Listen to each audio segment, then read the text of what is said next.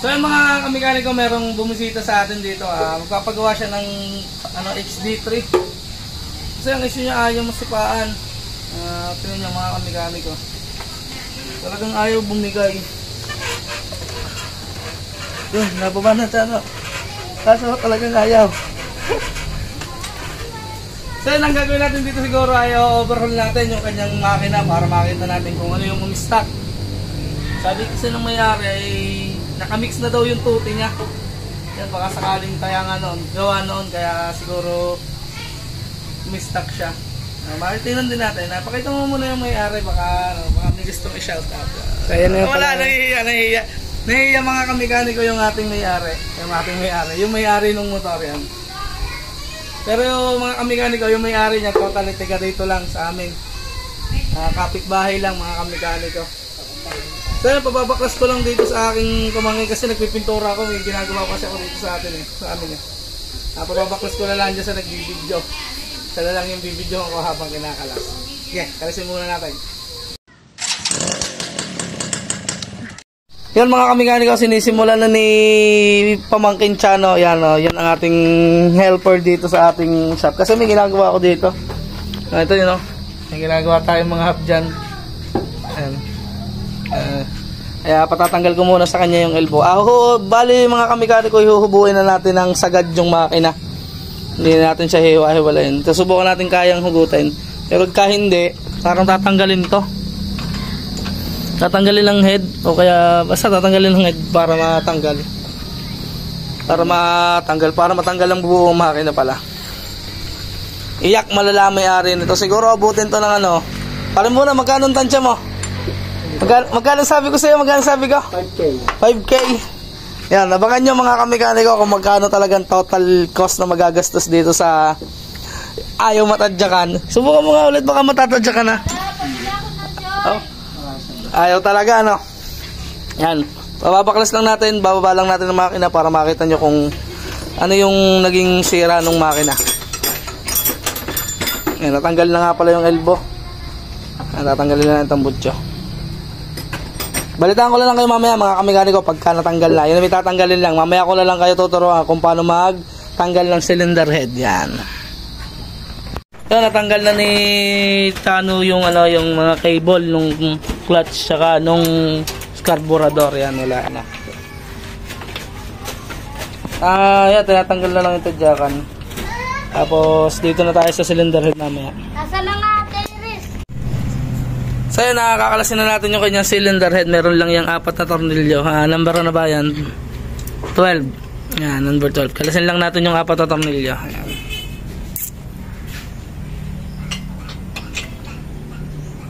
Pauna ang pagkakalag mga kamekaniko. Ayan.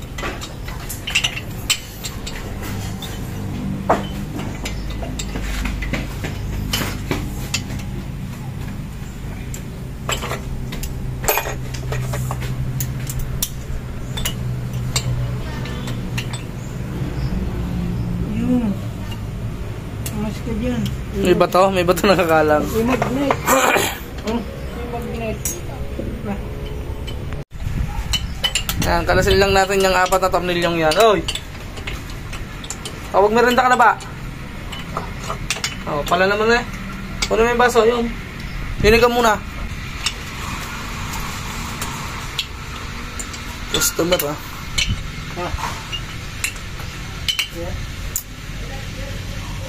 Lola pala.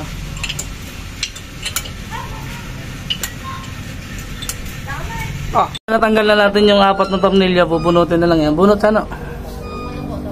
Ayan, bunot na yan mga kamekaniko. Hindi, ayaw talagang lumabog So yan, tatanggalin man natin yung to, nasa ilalim na to. Ayan. 4 din yan, magkabilaanan. Tanggalin mo dyan 14 13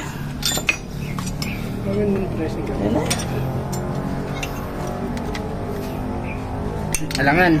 12 Ayop tanggalin lang po yan. So yan, natanggal na natin. Pag natanggal nyo na yung 4 na tornilyo magkabila, ayan.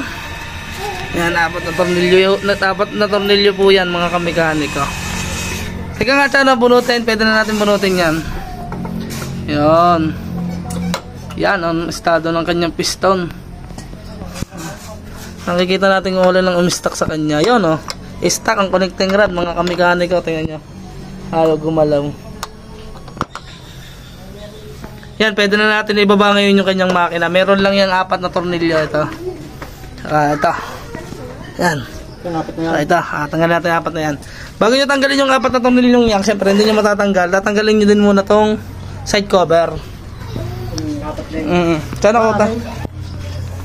Tatanggalin nyo muna tong side cover. Tapos aray, siyempre. Yan, bunot na ba? Yan. Tatanggalin muna natin yan bago natin bunutin yung 3 tornilyo. 4 na tornilyo. Kasi sabit yung dalawa dun sa likod. Kaya kailangan natin tanggalin ito mga kamekaniko. Tanggal muna natin. So yan, natanggal na natin yung magneto. Yan, ang magneto. Yung cover niya sa magneto. Yan. Natanggal na din yung mga nut ng kanyang stud sa makina. Yan. Tatanggalin na lang yan. Hugutin mo mga tornilyo dyan. Yan, tulad nun. Baba. Lagyan nut yan. Galaw-galawin mo. Yan, hugot na siya. Tapos yung isang ilalim pa. Yan. Natatanggal na yan. Yan.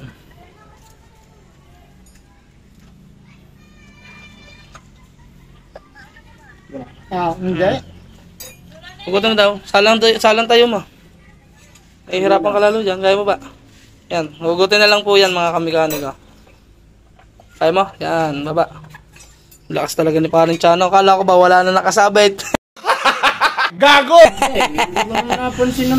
Meron pa palang nakasabit doon sa ilalim. Yan. Tatanggalin lang natin yan. Yung kanyang wiring ng stator. Baka parang bunin mo na. Baka mabagsak. Yan. Sa ilalim muna dyan. Yung wiring ng stator. Nakalimutan ng aking pamangkay. Nandito lang naman sa ilalim. Hindi ko mahawakan kasi nagpipintura ako eh.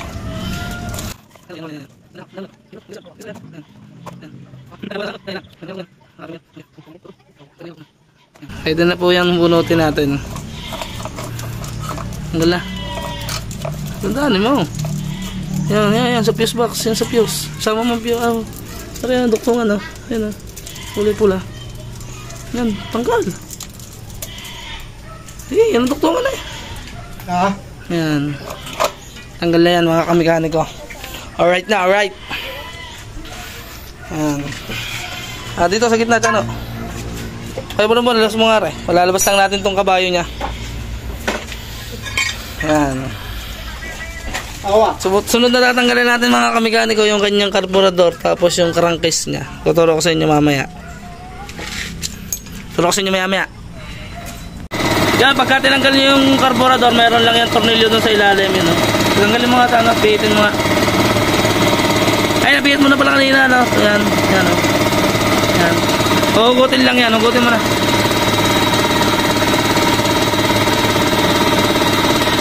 Yan.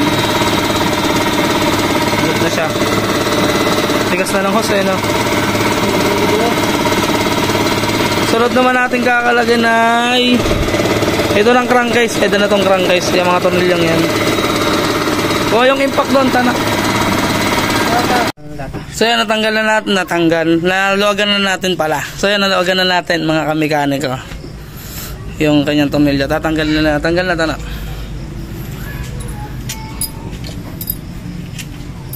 Basta siguraduhin nyo lang ilahat ay matanggal. Meron nga pala yun dito sa may bomba ng langis, hindi natanggal ng pamangking ko. Kaya mo na, yan na. Meron pa yan isa dito. Yan, ara. Meron pa dito isa. Ganda nang nire-repaint ko, kulay apple green. Yan, meron pa dyan isa. Tanggalin lang natin. Tapos mahuhugot na yung crankcase. Yan, pagka natanggal nyo na, pwede nyo pukpukin. Pukpukin ng sapmalit. Pataas. Pataas ang pukpuk. Yan. Asa na pukpukin na rin. Yan, mahuhugot na yan. Yan, medyo kapit. Yan, napakawang na naman natin. Yan, kawang, tanggal na. Yan, tanggal na siya. Yan, yun lang naman ang laman yan, no? Pero, dumi. Yan, kunin mo yan nasa gitna yan. Mahuhugot siya. Yan, nahulog na. Tsaka, alisin niyo muna yan. Yan, lagyan mo muna yan dyan. Pati ang crankcase, lagyan mo na dyan. Yung isa, yun doon. Ano, tanggalin mo din. Tatanggalin nyo din nga pala ito mga kamikaniko para hindi naman nabog. Flat screw lang. Iangat mo lang. Oh. Flat screw. Aray, isa na sa gitna. Yan. Yan. Pwede na natin tanggalin. Number ano ba ito? 17. Kung anong power tools doon. Yan, tanggalin lang natin yan. Tatanggalin nyo lang kung dalawang to mga kamikaniko. Tanggal na natin yung tornilyo, hugutin na lang yan. Hugutin mo dyan. May washer yan nga pala, may washer sa loob. Yan. Tanggalin mo rin yan, yung gitnang yan. Para malaman nila may mga washer. May washer ba yan? Yung kabila. Wala siyang washer dito mga kamikaniko. Dito siya meron to. Yan, meron siya ditong washer. Tsaka bushing. Hugot yan dalawang yan. Yan. Tsaka yan. Kasual. Marami palang piyesa yan, no? Tapos aray, hugutin natin lang to mga kamikaniko. Kaya hugutin? Tigas, sual. Konti. Bunot ayaw. Ayan. Sual lang na konti. Ayan. May kunya yan. May kunya yan mga kamikaniko. Ayan. Lagyan mo na dyan ang kunya. Tapos to, pwede na natin tanggalin to. Itong kanyang shifting fork. Hugot ikakawang nyo lang na konti dito sa kanyang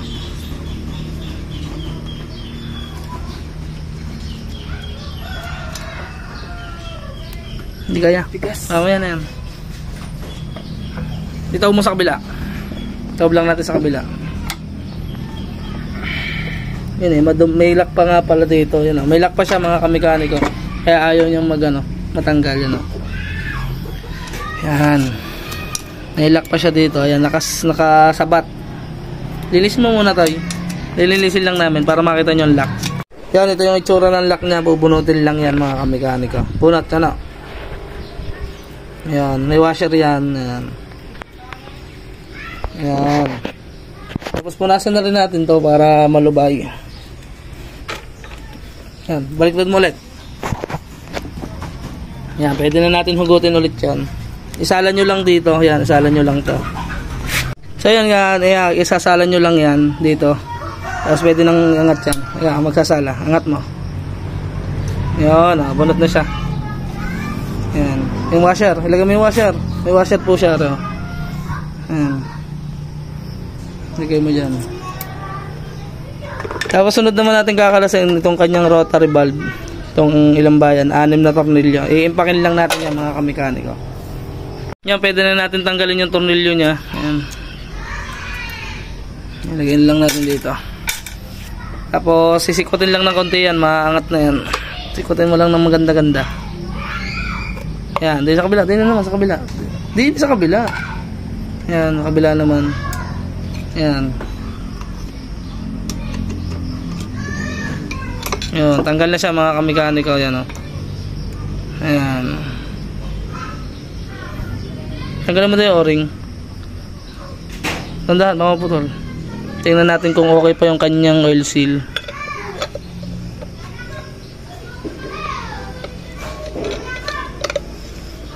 Papalitan din ang oil seal para sigurado. Tatanggalin nyo na nga pala to. Baka itong sabat yan, tatanggalin nyo na to para hindi na siya mahulog. Baka kasi mawala. Kurang plies. Para makakapal naman ang logo. Tandaan, baka tumalsik. Ayan. Tatanggalin nyo na yan para hindi na kayo mawalan. Ayan. Yan, tapos yung rotary niya, hindi naman siya may tawag dito, may i-adjust kasi iba naman yung itsura ng kanyang rotary, May malaki dito, tapos may ngipin na.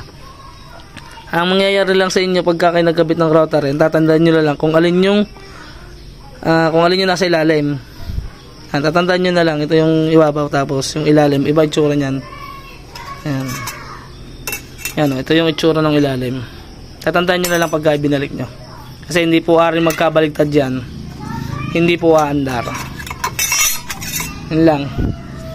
Sunod natin na ito, nahuhugot to mga kamikaniko. Matigas na din. Ayun. Meron siyang oil seal, tsaka bushing yan. Tapos meron din sabat yan. Huwag nyo kakalimutan yung sabat na yun, yun o. Ito may o-ring din. Yan. Pagka make sure nyo na wala na ditong malalaglag na pyesa, pwede na nating tanggalin yung kabila. Kabila muna.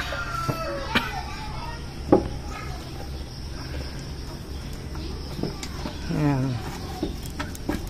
Sala tayo, kabila. Yan. Yan. Ilagpas mo ang pakain. Hindi ari. Baliktad. Yan, sunod natin kakalasin itong number 40 ng magneto. Yan. Kalagyan mo nga ito. Yan. Tapos gagamit lang tayo ng puller ng pang wave 100. Mamaya mo na tanggalin mo, sir. Hanapin mo ang puller natin dyan. Yan. Atras mo. Ayan. Pasok mo dito. Yan. Anong thread? Atras mo pa. Atras nyo para sigurado mo. Mas maganda hugutin nyo itong puller kung sakali maglalagay kayo.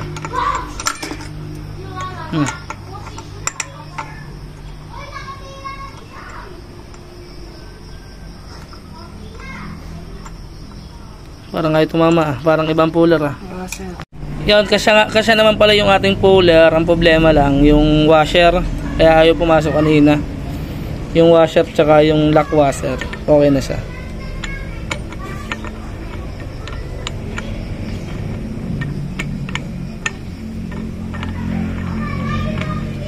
Pabaligtad mga kamekaniko, pakalas ang pasok nyo pala. Pakalas siya. Yan, sasagad nyo, tapos lalagyan nyo na rin. Yan, okay na. Tanggal. 17.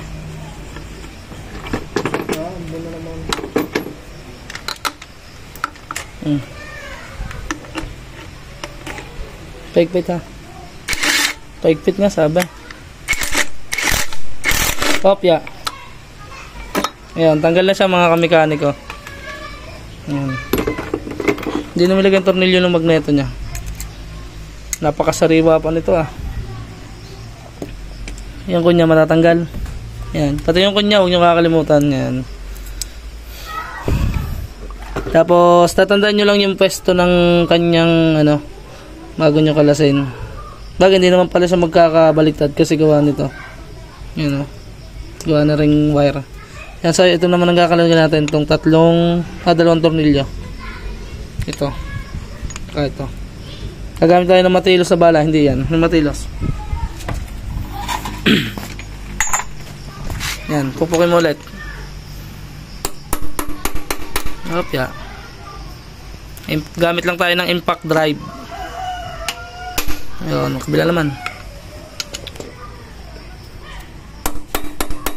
Opya. Yan. Okay na siya, tanggal na siya mga kamekaniko. Excuse me po.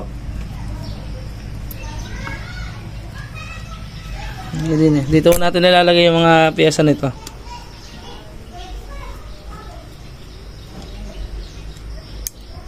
Yan, pwede nang bunutin yan. Bunot. Yan. Aray, may neutralite pa. Natanggalin mo pa itong neutralite. Teka lang, kamay, hindi ko makita.